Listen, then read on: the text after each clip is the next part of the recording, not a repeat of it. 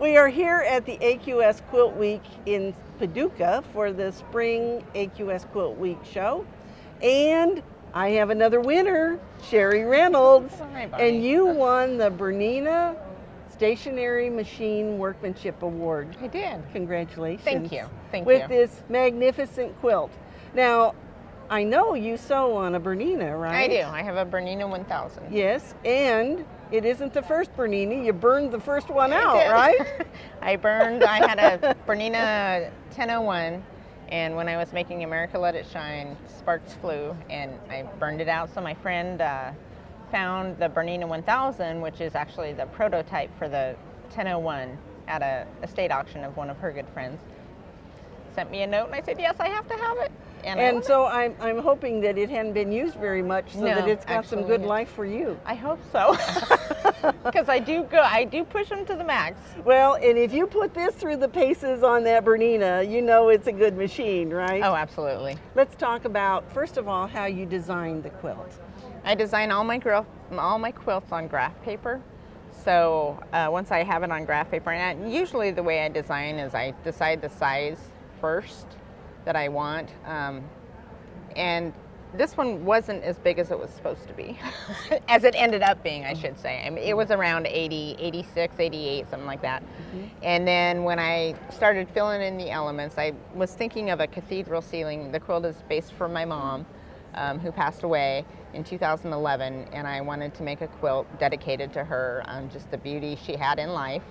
So I was thinking cathedral ceiling, and I got it all on graph paper, and then I actually only had one row of diamonds out here, and it just didn't look right. So then I made lots of diamonds, and then the quilt grew, and I thought America Let It Shine was 86 or 88 by 88, 86 by 86, and this one ended up being 96 by 96. But I thought, how much can 10 inches add? Oh, yes. I Until can you do get it. ready I can to do quilt it. it. Yeah, it was a lot. So, but yeah, I design on graph paper and then basically just go from there and start making patterns and pieces and figure out everything. Well, people aren't going to believe how many layers you put into this. So I'm guessing you start with the center, right? I did. Well, actually, the first thing I started with were these, and I was thinking like little globes, you know, like hanging down. And so I pieced all of these first, and these are paper pieced, and I quilted them at the same. As you did at the beginning with a piece of batting behind it, and set those aside because I couldn't do anything with them yet. And then yes, I did start in the center and go out. So it isn't enough that you made this magnificent mariner's compass for the center, but now you had to come out, clear out to here, I guess, isn't it? I did. Actually, it's out to here. Oh, out to here. Yeah, yep. And so these are mirror images that you fussy cut? Yep, right here is a seam that goes down here. So there's 48 of those that go around. So those are all mirror imaged 48 times around. And then how many pieces of fabric have we used to make this background? There's actually, the whole quilt was based off when I was at a show. I found a piece of Robert Kaufman Florentine fabric, and that was my mom's colors, and I immediately thought of, you know, use those colors. Yeah, use those colors and a cathedral ceiling. So, and it was a border fabric or whatever, different layers on it. So then there's 22 pieces right in this little section right here. So. And how many times did you have to make that? There 48. 48 times. Actually, I made it 96 times. Oh no! Because when I had them all done the first time, it was changed just a little bit, and I didn't like it, so I went back and Well, I sent out the SOS on Facebook. Does anyone have any of this fabric? And a friend down in Colorado had some, so I bought 4 more yards of it to get the fussy. I had to fussy cut that, you know, this one design in there, and so I got the fabric and pieced it. So for those of you who are making quilts that you want to enter in shows, it's okay. It's 500 pound or 500 yards of fabric first. and it's okay if you have to take it out and do it again, right? You know, and it's okay if you leave it too. Yeah, I mean, but not in that terms. I mean, it's okay. Everyone makes mistakes. Well, all right, and so now you've made some more rows that come clear out to here. This was silk, and I had never, this is silk radiance. Okay. And I had never pieced with silk before.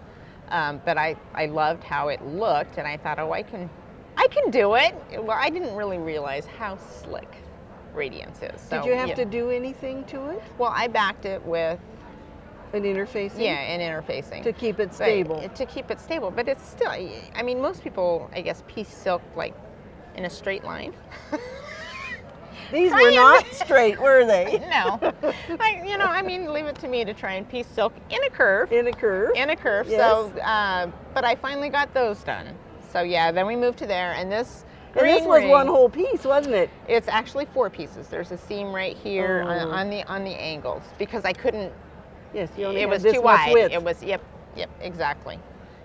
So that's the next lesson. It's okay to piece these pieces, right? Right. Yes. Absolutely. All right, this is a pretty a frame This here. was a hand dyed that I bought this when I was in Paducah in 2010. I bought that fabric. All right, now this is special, so tell us how you assembled Okay, this so section. these were pieced. This is where I started the quilt, with these dome, and I was thinking dome, of a cathedral ceiling.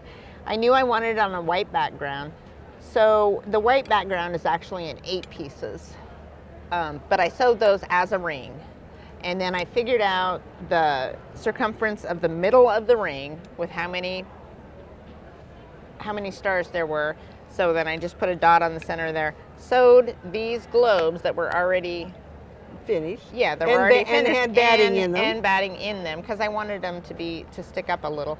Sewed those down, and then I did this is a paper piece section, and I called them my S rings. Those are silk radiance too, and there's 48 of those too.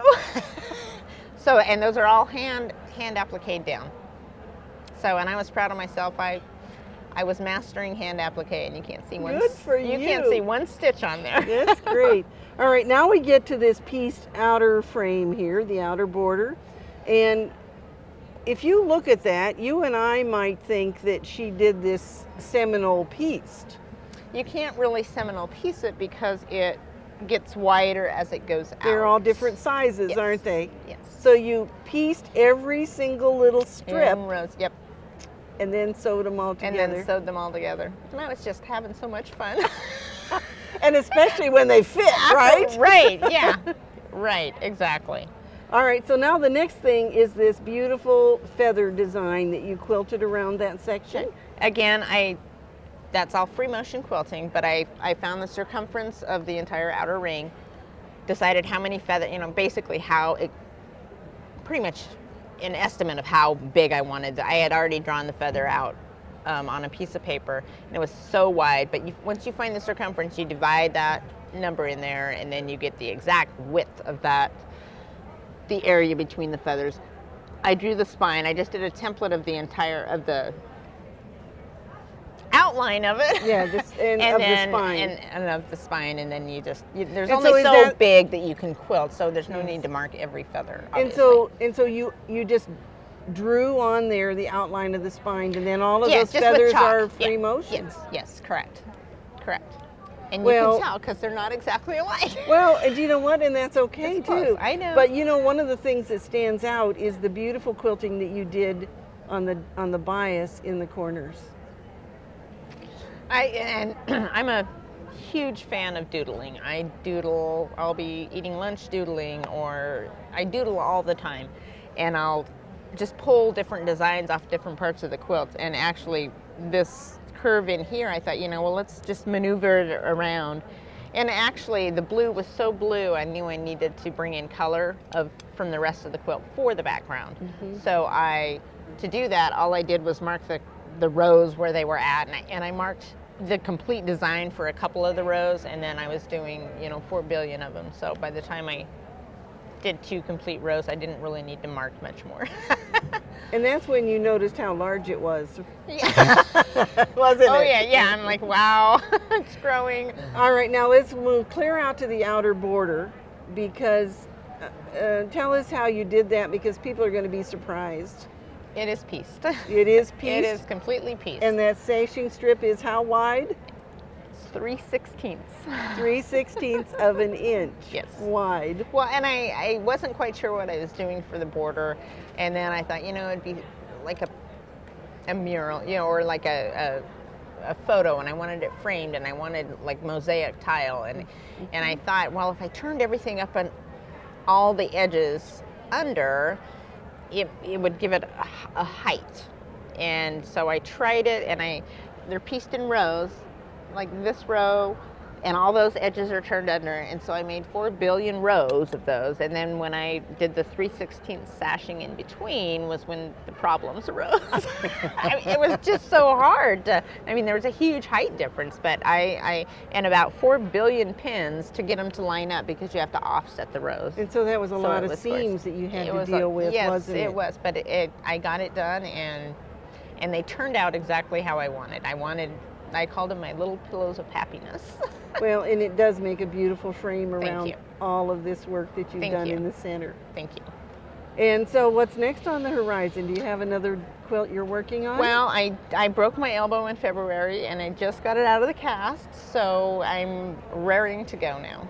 I haven't actually started a quilt, but I have designs some ideas floating around, and I've supported the vendors here, so we have fabric. Oh, well, because I don't have any fabric at home. Yeah, you're right. Well, you always need.